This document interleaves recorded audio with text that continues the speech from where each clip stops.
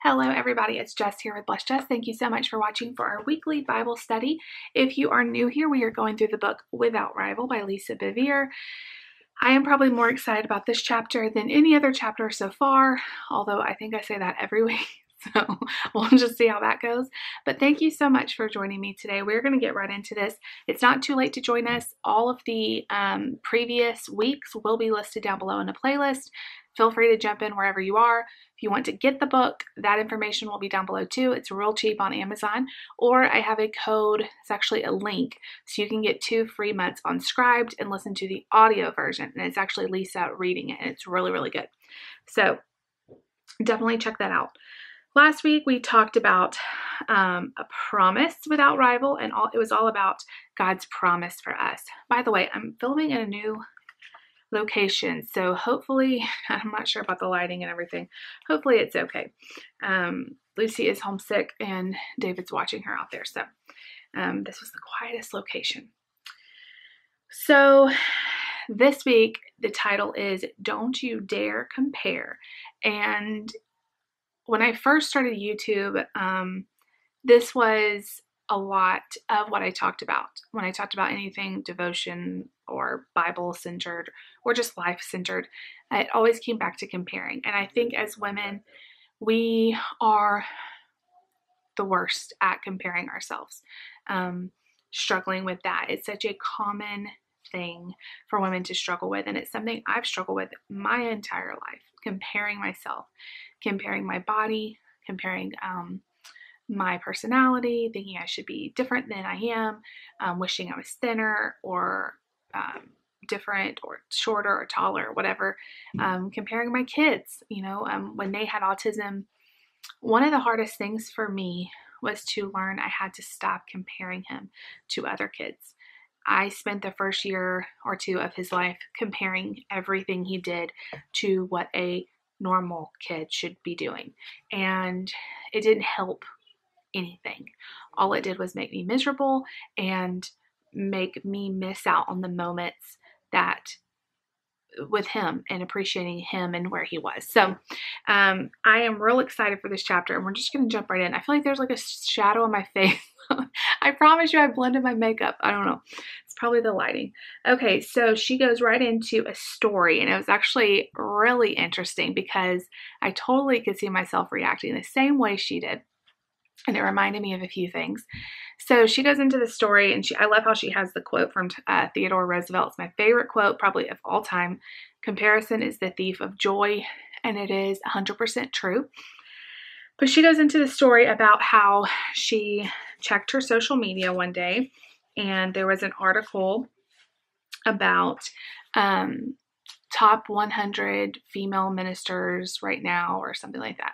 And Lisa Bevere is, I would think she's one of the top female ministers. She has books, she travels around, she speaks, she is amazing. And one of my favorites. And top 100, she wasn't on the list. And she reacted the way I think any of us would, or at least how I would. She was like, what? There's people on here that are like they would look to me as their mentor.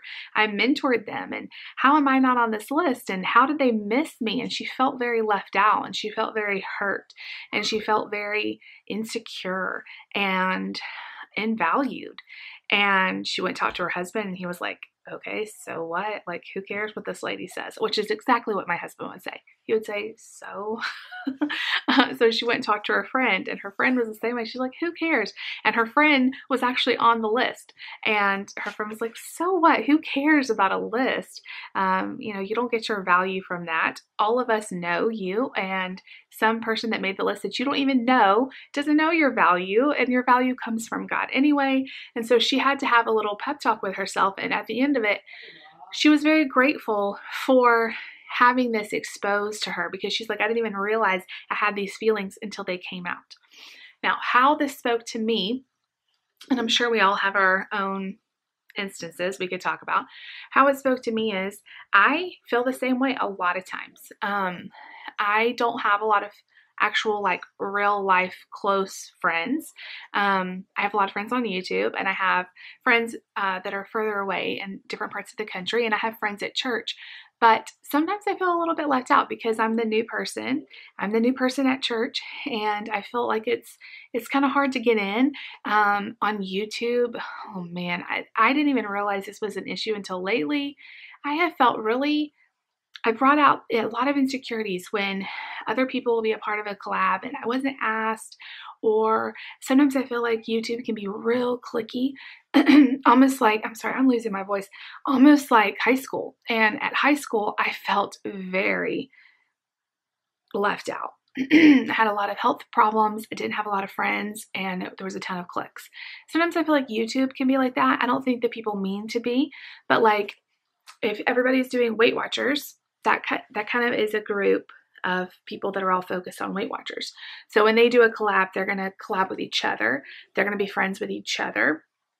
Not that I don't have friends that do Weight Watchers, because I do, and a lot of them are so nice to me and everything. But sometimes I feel like because I don't fit into a group, I'm not doing keto anymore, and I'm not doing Weight Watchers anymore, and I'm not, my channel's not just about finances, or it's not just about grocery hauls and dinners. I mean, there's a whole group of people that just do dinner videos, and they shoot up so fast because that's all they do. And so people tune in to see what they're going to eat and stuff like that. And that's great, but that's just not me. So I feel like, and once I start comparing myself, it doesn't do any good. All it does is hurt me, and it's a tactic the enemy uses to steal my joy instead of all the wonderful things that I have on my channel. And the fact that because I have so many diverse videos, I have taste tests and recipes and Bible studies and all these different things, I get to connect with a large group of different people, and it's awesome. And you guys really get to know me because I show the vlogs, and I feel like we are just such a tight community. So I lose that when I start comparing with, why didn't I get asked for this? Or why didn't they respond to my comment when I commented on their video? Comparing yourself is dangerous. And this could be anything, like comparing your kids, which I have struggled with. And I'm not saying I have conquered it, because I haven't, but comparing your kids, so detrimental to you and to them. I feel like have a handle on that. Every now and then it raises its little head, and I have to remember. But this new thing is like, once I kind of get one comparing game down, then the other one comes up. And I know it's because the devil knows he can get to me through me comparing. It's never good. So I really loved that illustration that she's shared, because it really, you guys let me know, did it hit home with you? Because it really did for me, and I'm sure we all have different examples of why.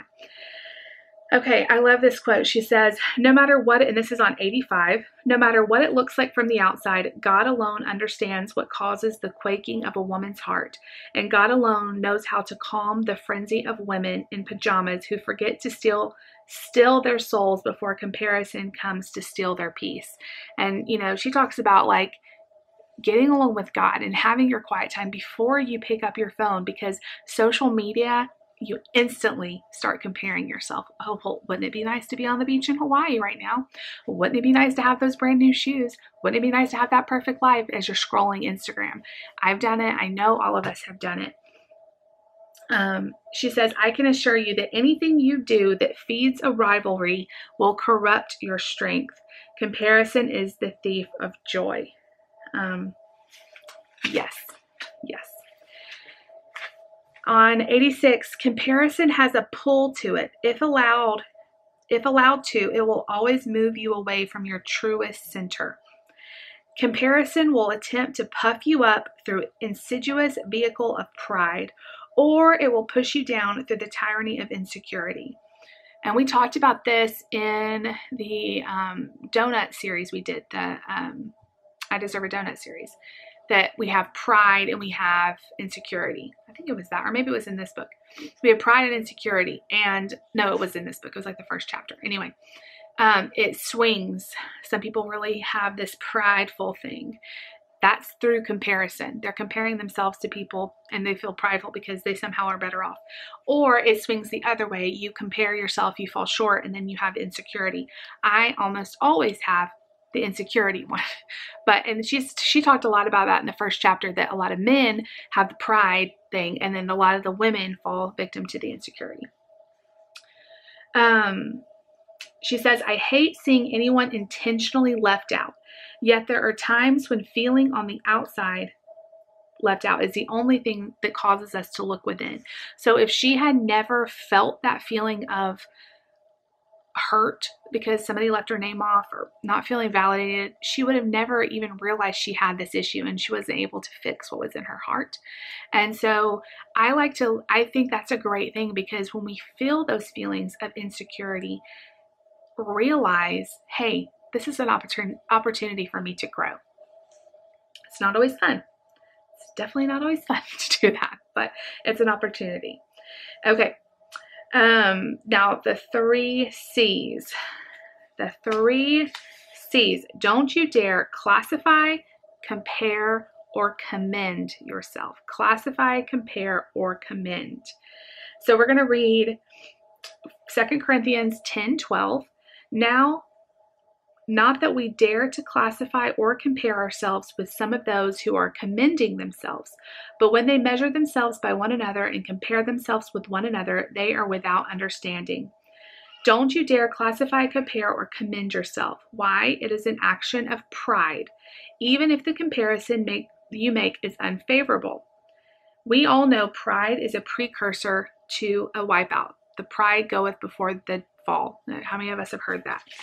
It's never a good thing. Okay, so let's talk about the 3 different ways we can, like she said, the 3 C's. And we're going to talk about 2, and then we'll wrap it up and finish the other one next week. Classify. What happens when we classify? She says, the wise do not classify. Classifying people is not classy. I love that. To classify something is to put it in its place or assign it to a category. So like you classify a brand, a catalog, a rank. But she also says it's a pigeonhole. You pigeonhole that person into your classification. In life, there are no neat categories. Life is at its best messy. Everyone's life is much more complex than what we see. Yes. You think when you see those Instagram posts, everything is perfect and everything is great and that person has a great life, but you don't know. You don't know what's going on behind closed doors. Okay. Social media is but one of the many opportunities we now enjoy that has the capacity to limit or expand both our prejudices and our perceptions. In this day and age, it's not a bad idea to regularly ask, what do I ultimately want to be a part of building? Do I want to be ranked and graded and filed away with the others? Or like the list that she has read. Or she said the list actually wasn't meant to classify. It was probably just celebrating all these women that had paved the way for more women to be in ministry and celebrate that. But to her, it left her out, and so it hurt her. When we look to be categorized, we may find ourselves contained. She said that she's heard, don't let them label you. If they can, they will use the label in the future to one day disqualify you. Most people do not grade on a curve. So those who have been harshly treated or left out will be very happy to brand you as less than. And then you have this rivalry. Somebody didn't probably even mean to hurt you, but because you feel hurt because of comparing, then you are more likely to lash out at them. And then you have a whole big mess where it shouldn't have been any. Okay, what happens when we compare? The brave do not compare, even if that comparison sees them coming out on top. Yeah, so even if you're comparing yourself to someone, I'm sure we've all done this too. Well, at least I'm not that bad. At least my kids aren't that bad. At least I don't live there. Still not good. That is not a good thing to think. Comparison is a refuge for the cowardly who don't dare to believe there is something more. Popularity is a big part of comparison. She says, that Paul in Philippians 3:8 describes it as a pile of dog poop.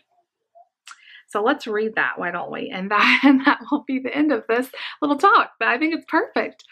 The very credentials these people are waving around as something special, I'm tearing up and throwing out with the trash, along with everything else I used to take credit for. And why? Because of Christ. Yes, all the things I once thought were so important are gone from my life. Compared to the high privilege of knowing Jesus Christ as my master firsthand, everything I once thought I had going for me is insignificant. Dog dung, dog poop. I've dumped it all in the trash so that I can embrace Christ and be embraced by him. The opportunity to know Jesus as master is our highest privilege.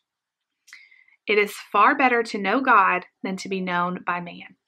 Okay, so we're going to stop at 90. That's at 90, and we're going to finish the rest of the chapter for next week. It's a shorter chapter this time. But she's given me a lot to think about because it's a big struggle. It is a big struggle. And her little story just brought out a few things that I thought, you know what? I have that same problem. And I probably would have told you a few weeks ago, oh no, that doesn't bother me, but it does. And I'm sure there's things in your life that bother you as well. But comparing ourselves, trying to be popular or feel better about ourselves doesn't help us. It pushes us away from God. It pushes us away from our truest, like she said, our truest center, who we are.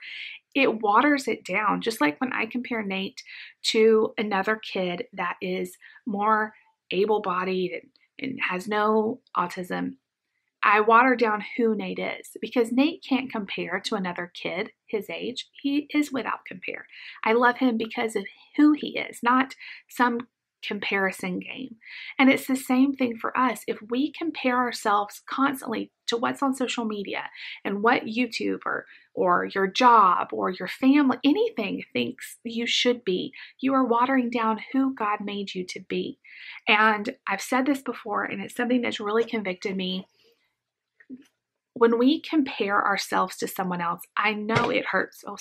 I know it hurts God's heart. He made us to be different. He made our eyes, our body type, our hair, our personality, our strengths, our weaknesses. He made all of that. And he is heartbroken when we have to constantly complain and compare and wish we had changed things and wish we weren't born the way we were. God made you a certain way for a certain thing, and you can trust him that if you trust in him and stop comparing, you will be happier, you'll have joy, and you'll find your true purpose and your true calling. So it is hard, and I feel like in this day and age, it's 10 times harder than it was even 20 years ago because we didn't used to have Facebook and Instagram and YouTube and all these things that are great, but we instantly can say something rude to somebody, compare ourselves, make ourselves feel prideful. Hey, look, everybody, look what I did today. Look what and what are we doing when we try to show off? It's not bad to share our life and to celebrate the good things that are happening, but we do need to be careful that we're not being prideful, that we're not showing, all the good stuff and, rub it in everybody's face. And we also need to be careful that when we see the things on other people's feeds or the other people, whatever you have trouble comparing with, that we are not internalizing that. You see it and then you just say, okay, well, that's great for them. And this is what I'm doing. And I'll leave you with this. So when you're running a race, and I've said this before too, but when you're running a race, and that's what this life is, it's a race. When you're running a race, they have lines on the road, on the track. And you have to stay inside your lines. And if you are running as fast as you can, because this comes down to like milliseconds, the winner does. If you are stopping even for a second to glance, you're still running, but you're glancing at where the other people are in their lane, you're going to slow down a little bit. Even if it's just a little bit, you're going to slow down enough to where they're going to pass you. You have to keep your eyes on the finish line. Eye on the prize, eye on the finish line. Same thing with our life. If we are constantly comparing ourselves, we're not staying focused on our purpose, where we're going, and it's way easier to get off track and to lose the race. So I want you guys to really be thinking about this week, and I am too, staying in your lane, staying to what God's called you to do. God did not call me to have a Weight Watchers channel. God did not call me to have 2 kids that are a certain way. My calling for whatever reason is to be a special needs mom. And I need to embrace that. And I need to celebrate that and reach out to other moms and connect with them. And I know God doesn't make mistakes. Wherever He's put you, celebrate that. Find the positives in that. Don't compare. Compare is going to make you lose your joy. It's going to make you feel less than. It's going to make you feel defeated. I really love you guys, and I want more women to understand this concept, because we all need to celebrate each other, and it's so easy to tear each other down. If you just look at any comment on any Facebook post, it could be a post about diapers, and there's going to be like fights in the comments about just all kinds of stuff, you know, and we really need to build each other up and to not get upset over a diaper ad, you know, like just keep going and don't compare one mom's choice with another mom's choice and yada, yada, yada. Let's finish this in prayer, and I'm going to knock you guys over. Let's finish this in prayer, and we're going to close out. Dear Lord Jesus, thank you so much for this beautiful sunny day. I hope it is nice wherever my lovely friends are gathering with me. Dear Jesus, thank you so much for them coming into my bedroom here and having this Bible study with me. Thank you so much for them and the fact that they gave up their time to do that. I just pray that you would help us all remember that we are not to compare ourselves, God, that you made us unique, you made us one of a kind, and that you do not make mistakes. I pray that we could choose to stop comparing and to instead turn to you with every single one of our doubts or insecurities, because you say that we are beautiful, that we are called, and that we are loved. Thank you so much, Jesus, for choosing us and for dying for us. We love you in your name. Amen. Okay, you guys, I am so excited about part 2. It's going to get even better, so make sure you stay tuned. Finish out page 90. I think it goes to like 98, just the rest of the chapter of chapter 4. We're cruising along in this book. I can't believe it. I love you guys. If you like this video, you know what to do. Big thumbs up. Leave me a comment down below. Please subscribe if you're new. I will see you all later. Bye.